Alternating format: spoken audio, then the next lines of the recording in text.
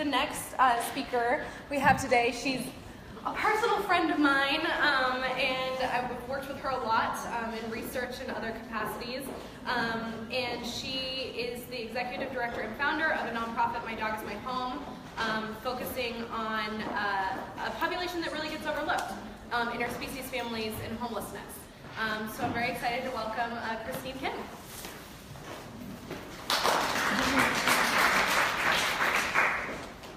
Thank you. Thanks, Emma. I am going to use this because I tend to be a little soft-spoken. Again, my name is Christine. I'm a social worker, and I'm the founder and director of a nonprofit called My Dog Is My Home. Before I begin, I really just want to take an assessment of the room because I like to know who I'm talking to, and I'd like to anticipate some of the discussions and some of the questions that we're going to have. So just by show of hands, it's a light question. How many of you identify as animal people? Okay, a lot of you, definitely. Okay, that's great.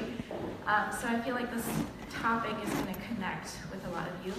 How many of you, by show of hands, have had either personal or professional experiences with people who are experiencing homelessness with companion animals?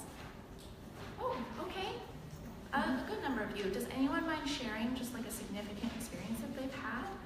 And maybe a way that it's impacted them, or maybe just a quick view of the issue that they have? Well, I can go. So Christine and I have worked together on this subject for a while. We met when I was doing my undergrad degree. And I don't even really know how I fell into this topic, but I started working with an organization called Portland Animal Welfare Team, and they gave free veterinary and low-cost veterinary care to homeless individuals and their companion animals. And, having the background that I have and, being the way that I was, I didn't have a ton of experience with homeless individuals beyond seeing them on the street. And so when I was working with this organization and when I started working with Christine, I really actually got to delve into talking with them and actually speaking with them, which is something we don't think about. Like, how often do you actually speak with a homeless individual? And so learning their story and learning what their companion animal meant to them and how it impacted them and actually is a positive aspect of their life on the street was really powerful. And also then looking into the systemic inequalities that prevent them from even accessing social services that are designed to reach homeless individuals. So. Thanks, Emma. That was my whole presentation. There was somebody in the back. Yeah, I'm Mark Weaver. I'm speaking after you, so I'll just tell you more about what we're doing. But two things come to mind. One, in the village, there are groups of young adults who have their dogs with them, and the dog's really part of their family, and you can just see how important it is. And some of the dogs have a little backpack, so they're carrying their own stuff. They're carrying their own load. But that's really part of who they are. It shows you how important it is for people to be part of a social support system. But the other thing that comes to mind, we've been doing these rallies in front of the governor's office in New York City because we're trying to get him to release money that's in the budget for housing for the mentally ill. One woman who joins us most Wednesdays is the one I just started to hear her story, and she is not homeless, but she's living in a place where she's expecting within a year or two when her landlord dies, she will not be able to live there anymore. So she's beginning to look around for an appropriate place to live, but it's so important for her, one, that she has a kitchen, and two, that she can have her cat. And so she will not move into a place unless she can move in with a cat. So it just, again, she would become homeless if she could not find a place where her cat would be welcome as well. Yes, thank you so much for sharing that. So that sentiment right there, that I would rather be homeless than live in a place without my cat, is exactly what My Dog Is My Home, the organization that I founded, is trying to address. So we exist sort of in this very niche issue to address these specific shelter and housing challenges that homeless people with companion animals face. Because generally speaking, homeless services and a lot of housing providers as well, low-income housing providers, have a no pets allowed rule.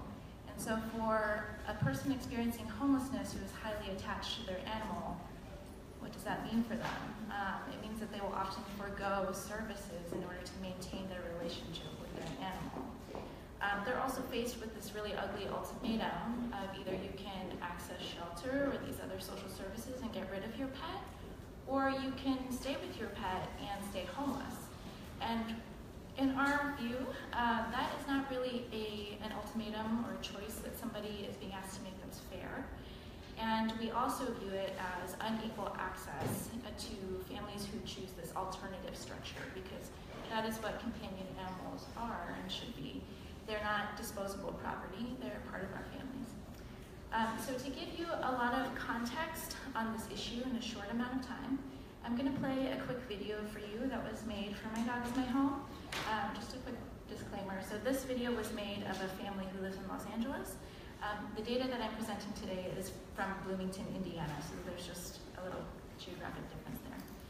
But I hope you enjoy this.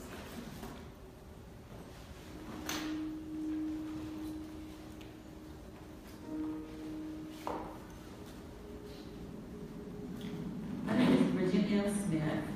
I am downtown on Skid Row. This is my service girl, Nubian. She has me because I have issues. I hate to say it, downtown. It's the only place you can come and get some assistance once you've been put in a position when you become homeless. 13 years ago, I lost my son. I went to counseling and she told me it was more than that. I need to go to the mental hospital.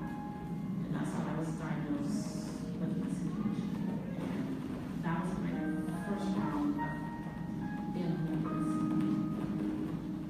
2 years ago, a good friend of mine, she goes, you know you're crazy, you have diabetes, whatever.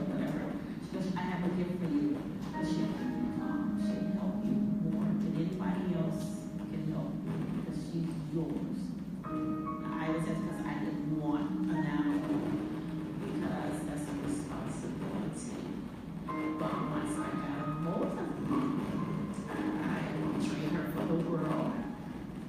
She makes me feel like I have a reason to be here. She's like my job. I mean, I do a lot to make sure she has it. One place that they can take her, and I'm like, yes, you can. If you can go, I can go. It's just that simple. I will. And my job will always how you are. She's a service animal, but so we still don't want to recognize that. I have depression problems, anxiety problems, but overall, I can't make it on my own. It's all hard because you have to show documents of whatever your situation is, and you don't have it, you don't get no assistance. I signed up for my section housing, and yesterday I got my voucher. I was really crying, and I went, she goes, when you turn to us, I want you to cry with me because you are giving me this chance to start my life over again. I am glad my new place with me in Nubian. We have my privacy. We don't have to stress about where we're going to be at the next day. We know we can. I'm not a druggie, I'm not an alcoholic. I had something that happened to me traumatic in my life.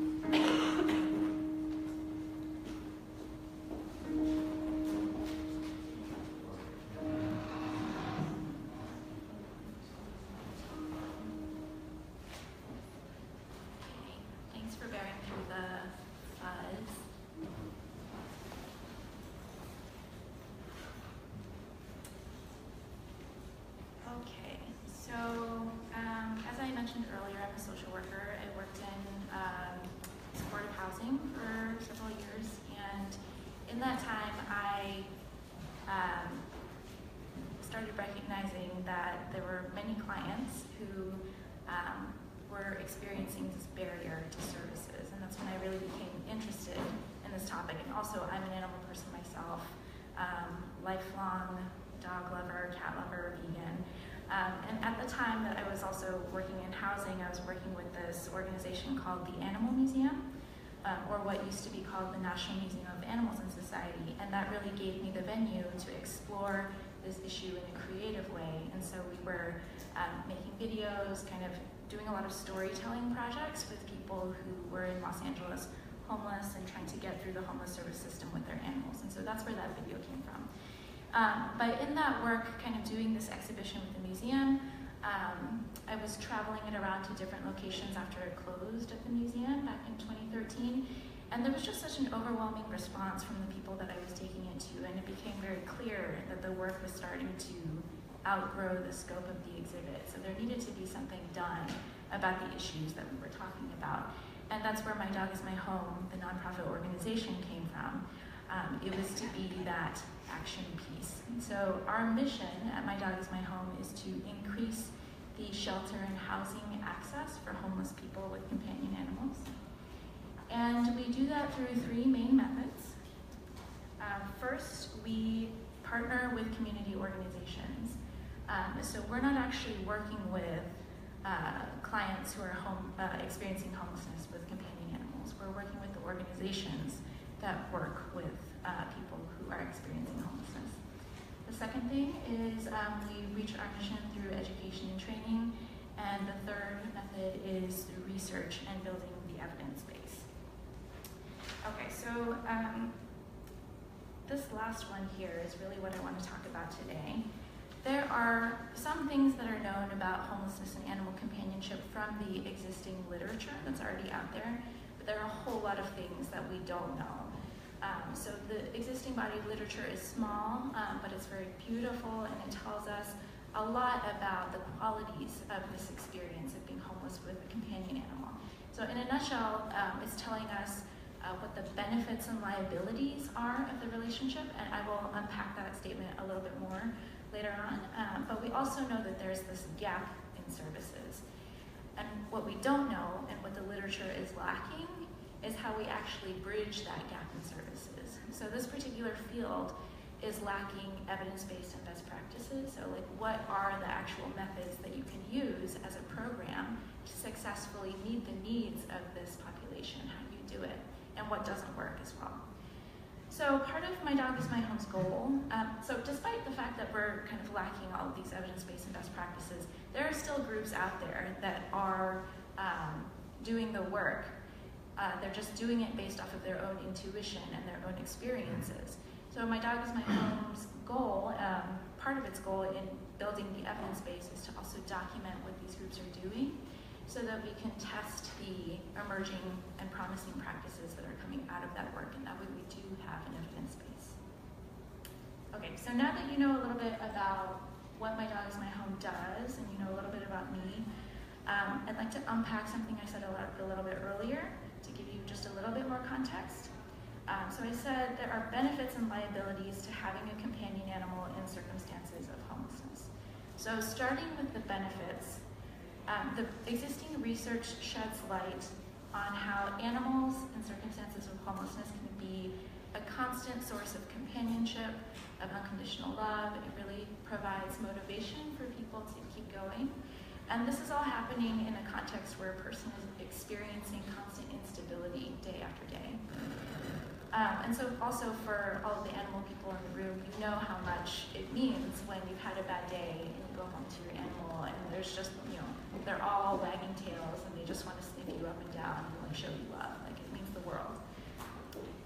So another thing that the research dispels actually is this misperception that you have to have 4 walls and a roof to be a good animal caretaker. So there is an independent journalist named Glenn Greenwald who wrote an article a couple of years ago about people who live on the streets with dogs in Rio de Janeiro. And he said it very eloquently, and he wrote this in his article.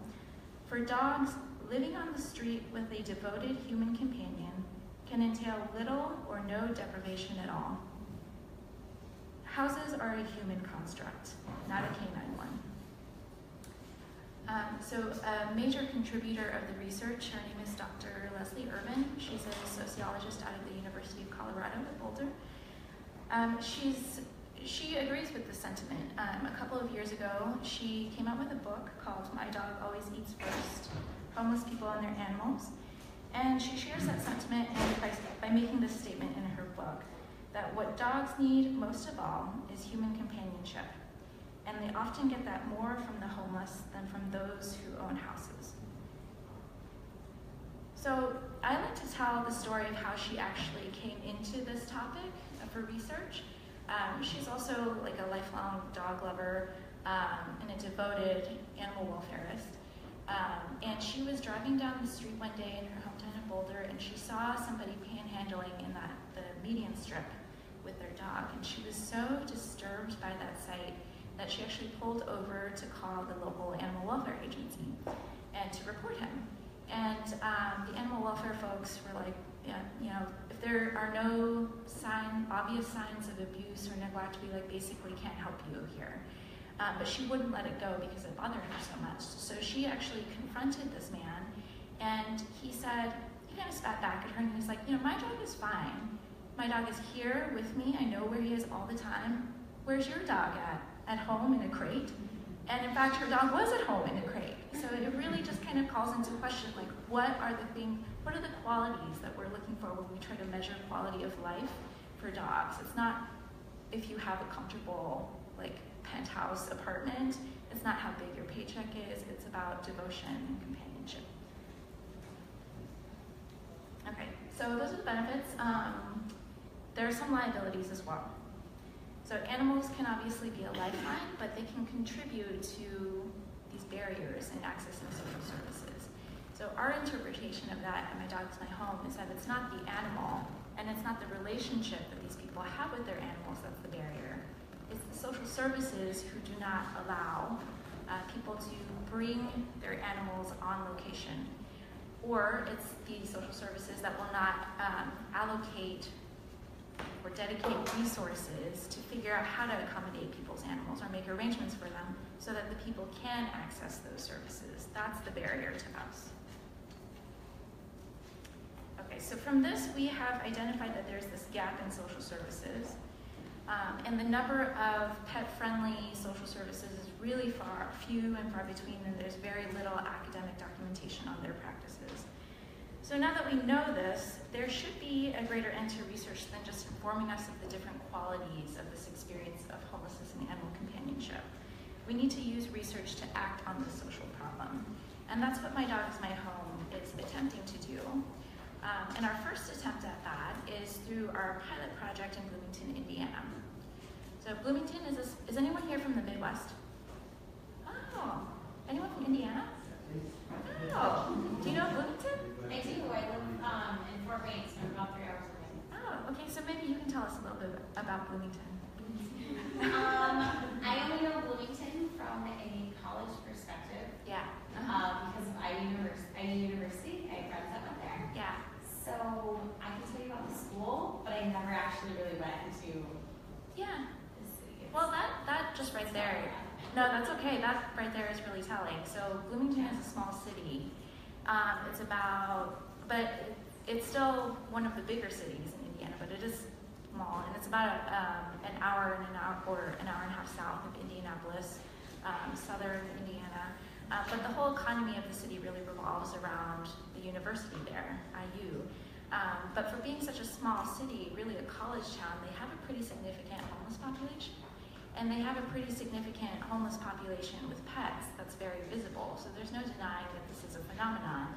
And what's interesting about Bloomington is that their social service providers, there's like no problem, they're not gonna deny that homeless people have companion animals. It's very apparent there. And so Bloomington is also a fairly progressive place. It's probably the most progressive place in Indiana.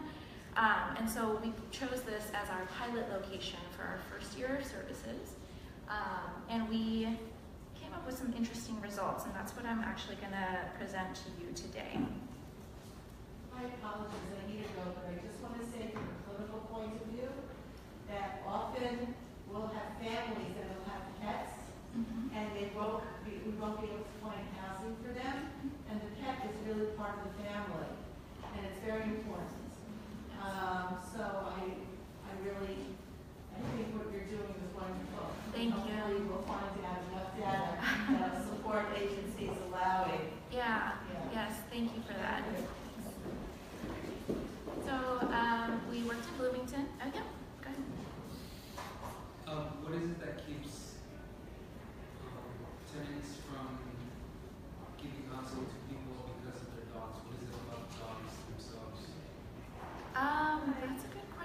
should do a survey of landlords to figure that out. But really, I think there's an issue of, if you're talking about like rental units, there's always a liability of like, you know, damage to the property.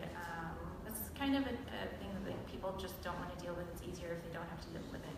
I'm a little bit more well versed in like why shelters don't want to deal with the issue.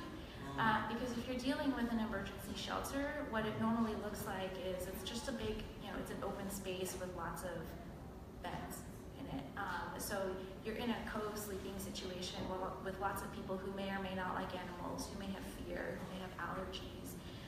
And you're often working with a staff that can be very overworked with too few resources to even address like some of the human issues that come up.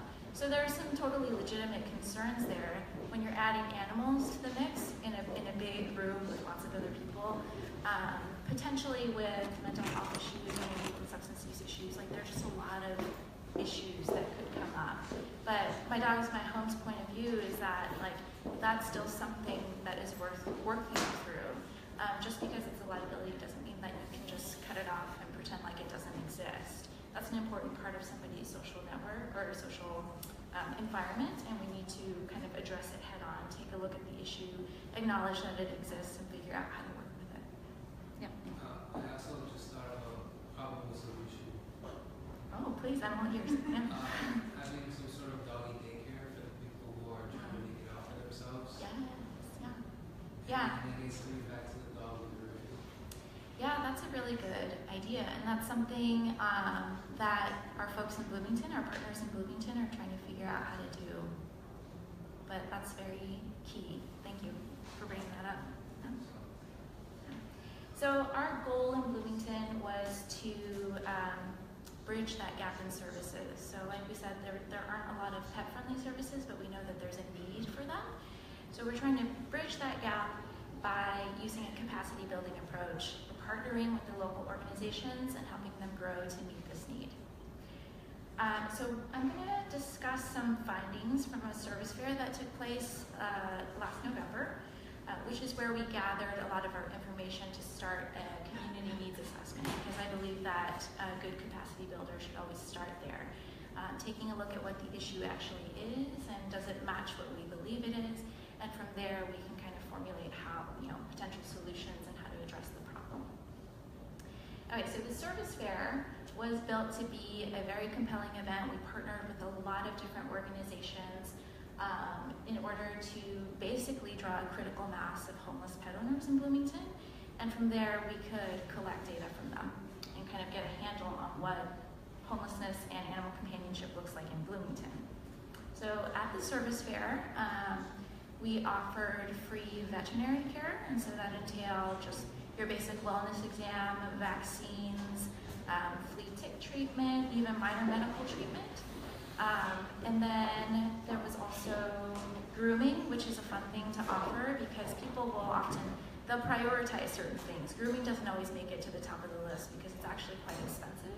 And it's generally, it's not like a life or death thing if a dog doesn't get groomed, but it is something that makes people feel really good. It makes the animals look pretty, and they like that. So that was a great thing that we were able to offer.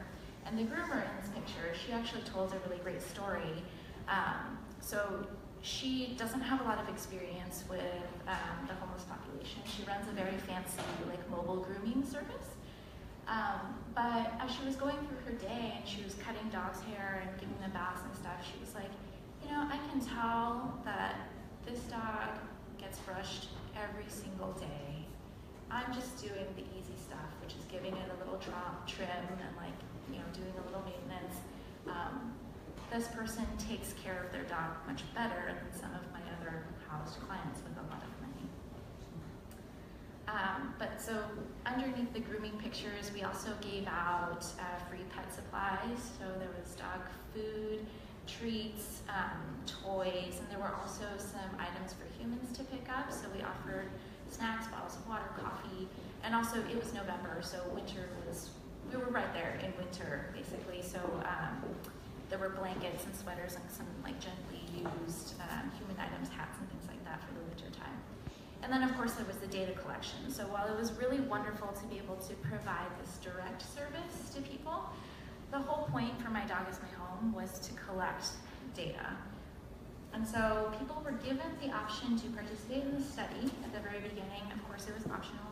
And we were able to do an interview with them and administer a questionnaire before they went into the service fair. Oops. Okay. So, like I said before, My Dog is My Home. One of our main goals is to add to the literature, add to the evidence base. And so we want to take every opportunity to add to the literature.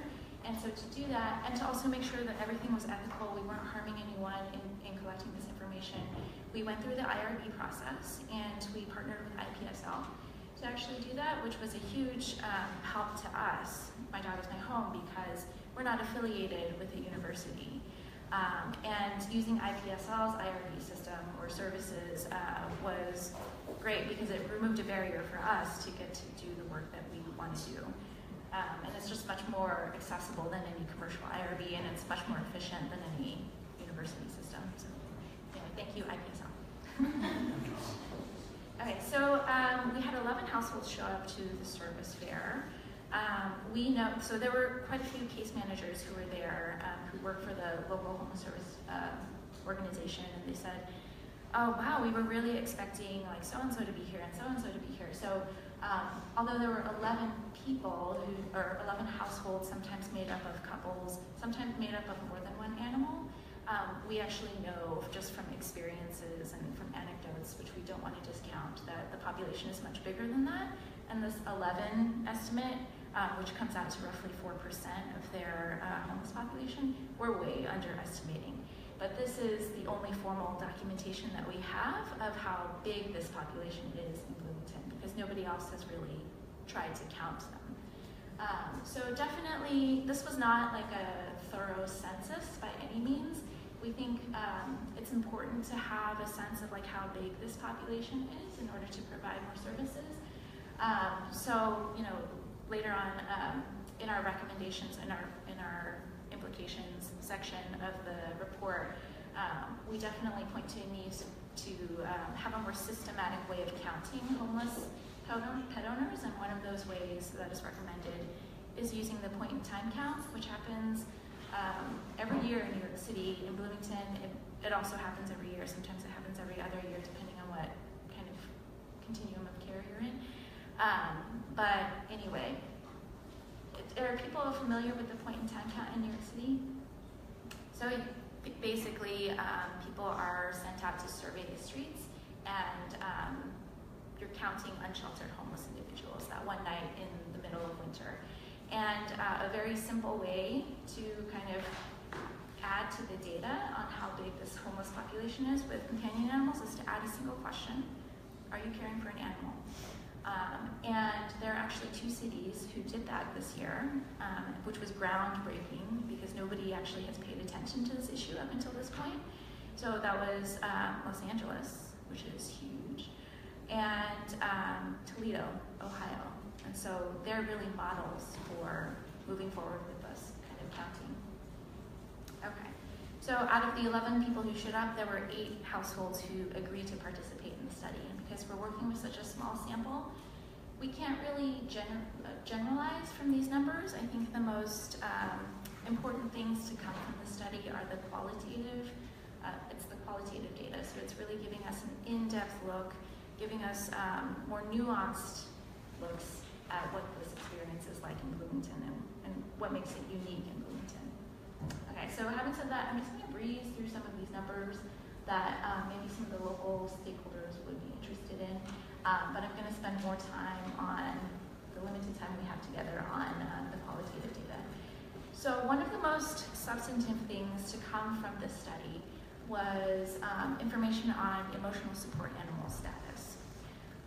So we asked everyone who participated if their animal is a trained service animal. Most people said no. When we asked them if it's not a trained service animal, is it an emotional support animal, most people said yes. And out of all those people who said yes, none of them had a letter from their mental health professional kind of supporting that claim. So I'll tell you why that's important, but first I want to tell you about Alice. Everyone who participated was assigned a pseudonym. But Alice said, "I have PTSD. I would like to get her certified to be an emotional support animal, but we don't have money for that." So it's a pretty simple statement, but it's actually very revealing. Can anyone take a guess at why this is sort of an unusual and revealing statement? The dog, as part of we. Huh? She counted the dog as part of the family and we stigma. Yes. Yeah, she did. She definitely counts her dog as part of her family. But there's something else that I'm going for. Yeah. If you have a letter and they're certified to be an emotional support animal, you can't be denied for most, at least residential housing, renting. Yeah. They can't be denied that. So if she has a letter, it could easily pass through between housing and homelessness. Yes, that's definitely. So that is definitely true. So if you have this letter, you can actually request what's called a reasonable accommodation. And it's a little bit gray when you get into requesting a reasonable accommodation in shelters, but in rental situations, definitely, you're basically claiming that you have this disability, and the landlord, they're discriminating against a person with a disability if they're not making an accommodation for you. And so they kind of have to bend the rules, I guess, or maybe look the other way if this animal is your emotional support animal and helps you with your disability. It's slightly different from a service animal, that's its own separate thing. But what you said is definitely true. If she had that letter, she wouldn't be, she may still be struggling with homelessness, but it would be, it would create more of a safety net for her when she does look for rental housing. But there's something else about this. So this statement actually shows that she believes that her dog has to have some sort of certificate. So that means that she believes her dog has to meet certain criteria to have a certificate, and that this process costs her money, or that she has to pay a fee that's actually out of reach for her. And none of that is true. And so we think that it may not be such a stretch that other people within the homeless community who stated that their animal is an emotional support animal, but they don't have a letter from their mental health professional. We believe maybe they have some similar thoughts about that. So HUD actually specifies that an emotional support animal does not have to be specifically trained. They're basically helping you through their companionship. So that does not require any special training. And the letter doesn't cost anything because you're getting it from your health provider or your mental health provider. And the only fees that you should be paying for that is the fee to see your health provider. And given that Alice and everyone who participated in the study were living off of a monthly income of $0 a month, or they were living off of some sort of government assistance, a fixed income that was in the range of about $700, they all qualify for some version of a state Medicaid, which would mean that their fees for seeing a doctor or a mental health professional should be zero or close to zero. So that should not be a barrier to her getting this letter, and the fact that she said this, and there may be other people who are thinking this, points to the fact that case managers, advocates, other animal welfare professionals need to do more to educate homeless people in the community about their rights and what protections they have. Okay, I'm just gonna, I have until 3:15, is that right? Yeah, I started a little late, so you can go over, so 10 more minutes or so. Okay, thank you. Okay, so there was another category of questions that had to deal directly with hardship. And what was interesting about this was that a lot of people actually pointed to the fact that they couldn't access the library as a hardship because the library also has a no pets allowable. And so there are some quotes in here that point to the fact that, even if there was a homeless shelter, an overnight shelter where people could go there with their dogs, that doesn't fix everything. They can't access the daytime shelters. And so Alice, again, is kind of elaborating on this as something that we hadn't thought of before. So she says, right now, since we're homeless, we've asked family or friends for help. They say, we can't help you because of your dog. Like I said before, we can't go to the shelter or to the library. It's like we're a burden because we have her. She's a part of our family. If they say, she can't come, well, sorry, we're not coming either then. I'd like to leave her with someone, but I'd have to know and trust the people. And then I'll just keep going. So Emily and Emmett, they were one household, they came together. Here are their quotes about hardship. Emily says, it's hard to go to shelter with them. That's the only hardship. And Emmett responds, when I met with the caseworker on Friday, I told him that too, because they had mentioned some places to go. And I told him that we can't take our dogs in there.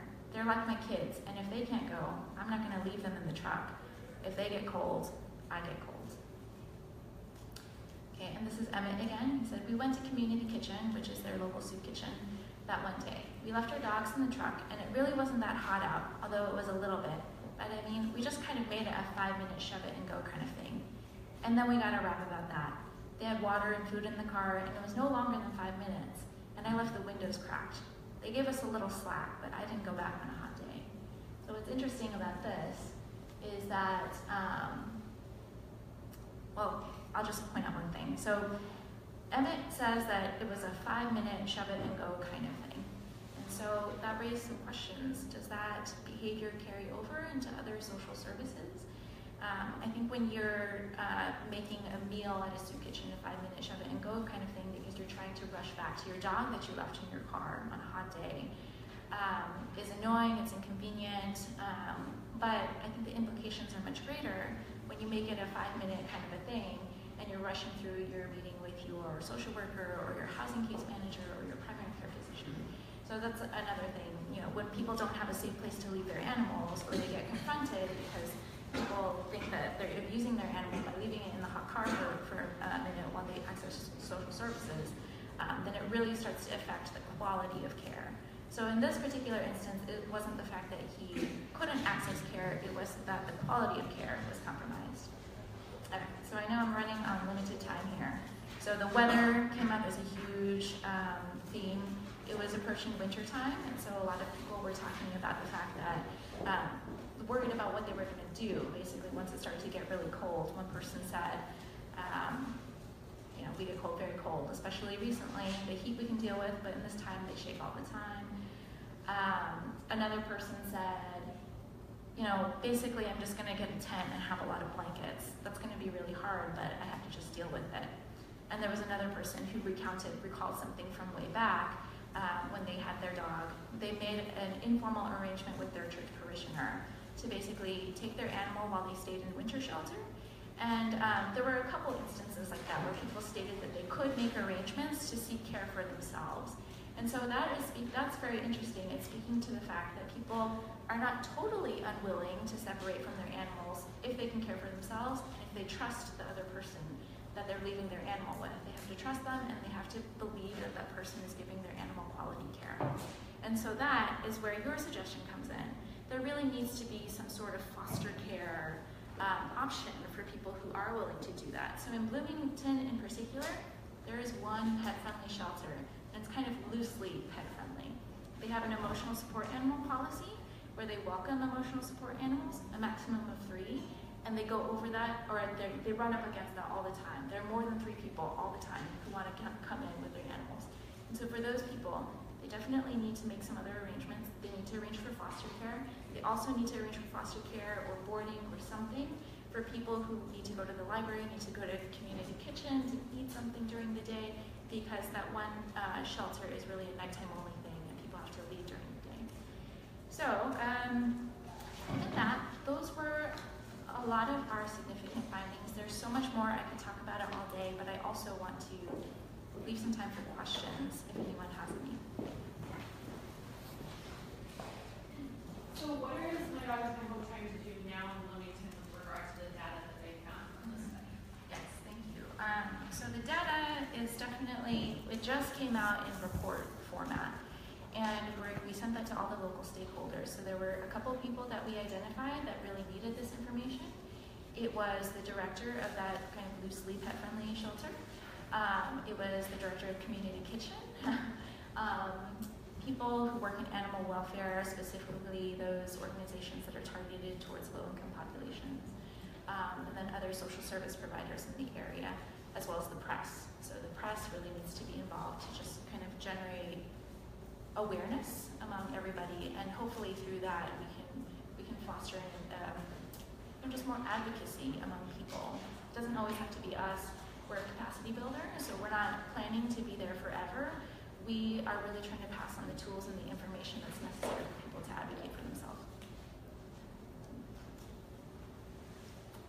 Can you talk a little bit more about the press angle? Because especially with this issue, I know it's something that people really don't have to think about. So in the case of advocacy, you guys have really used data to get, it's almost about awareness in this situation. Yes, it is, and I have to say that the press has responded really favorably, but I think it's also because the data comes packaged differently. So for us, qualitative information is really important. I highly respect the work of Roger and I forgot his name, Jim, who were the first presenters of the day, and I think their charts and their graphs are beautiful, and I hope one day we can produce things like that as well.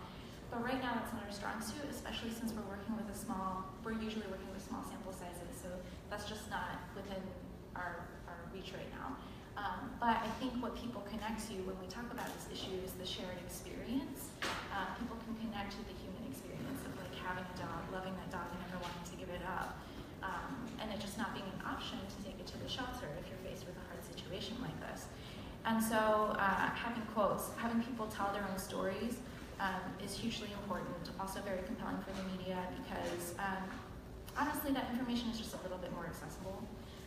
Also we're big, since we started at the museum, we started as an art exhibition. That information is all, we consider that qualitative data. We worked with a couple of the homeless residents in Bloomington. We gave them disposable cameras. We said, you go ahead, you take these, you take pictures of what homelessness and animal companionship looks like to you. Show us what you think people need to know. What does your day look like? And so they took those photographs and we're kind of working with them to figure out how to get those out there into the public. Yeah, so it's also about empowerment and just, letting people have a voice.